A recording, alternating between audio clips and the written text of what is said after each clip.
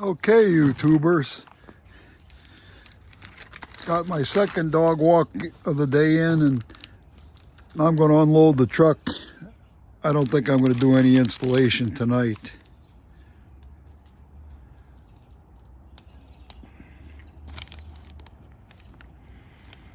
The tail lights are about a little over 25 a piece, and the bucket seat was cheap. There's a core charge on the seat. They say if I bring my old seat back, I'll get $2 for it.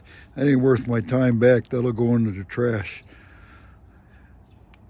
And that was a nice shopping trip at the junkyard. It took me a while to find everything. There was 10 rows of GM stuff, and the trucks were mixed in every which way. And this is what I got. What goes wrong with these things here, these clips here, these plastic clips here, they bust. I only got one out of the 4 that work. And I noticed one thing. There were some clever guys. They drilled through in here and just put a screw in somewhere in this other light there. I mean, you could probably rig it up like that, or put some JB weld on those things. And these came off of 2 different trucks. I had to search all over. And there's some fancier designs that'll fit, but the color scheme is different. You have to get amber bulbs, and I wasn't going to go to that trouble. I figure stay with well enough alone. And this one, I didn't think I was going to get it out. I just hammered on that a little bit, and the body was rusted enough it came out, and crumbly bumblies here. And I'll take those in the house and clean them up tonight.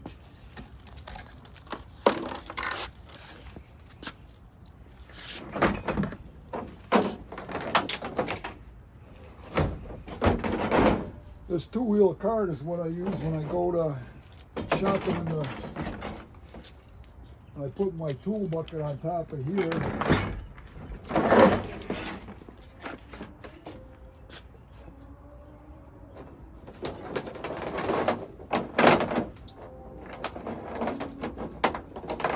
Take a handful of bungee cords along, and most of these I picked up in the road over the years.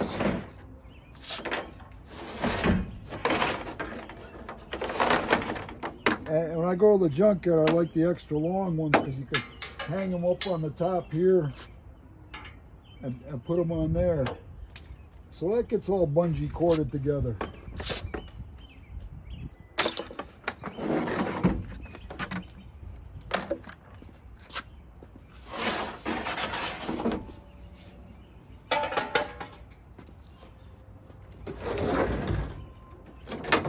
This is the prize.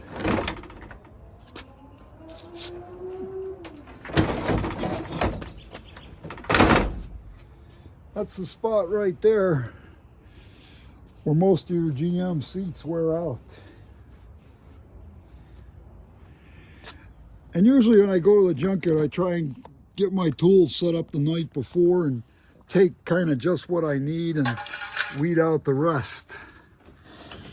I don't like to carry too much stuff in, because whatever you carry in and get apart, you got to drag out.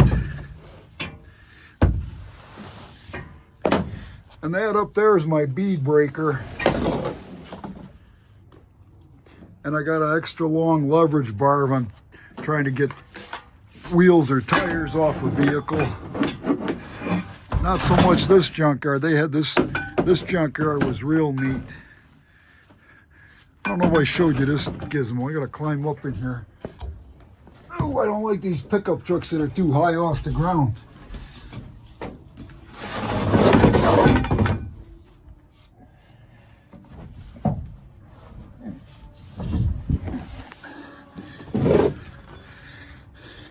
It's just a piece of pipe that fits over my breaker bar like that. So so you can get extra long leverage.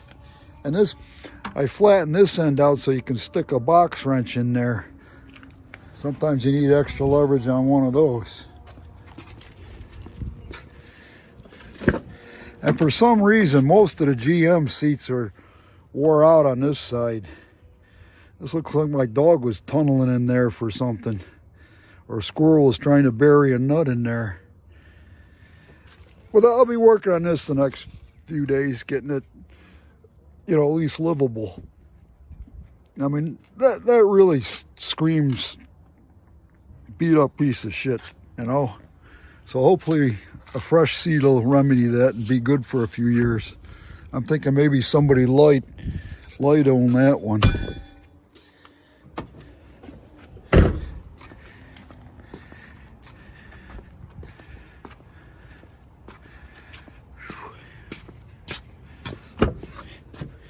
And I got a whole assortment of extra tire irons in here in case I had to take any tires off the wheels. Because a lot of times if it's an aluminum wheel and you don't need that wheel, you know, you pay through the nose for that. And these were the ones I got at the other junkyard. I mean, that's an old tire, but it's never been on a truck. It was some guy's spare. You can still see the mold marks there. And that's a 255 instead of a 265, but that's, when you're driving an old truck, that's close enough.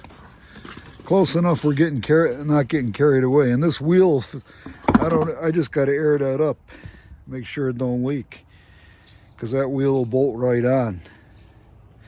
All right, God bless the YouTubers. I'm calling it a day here.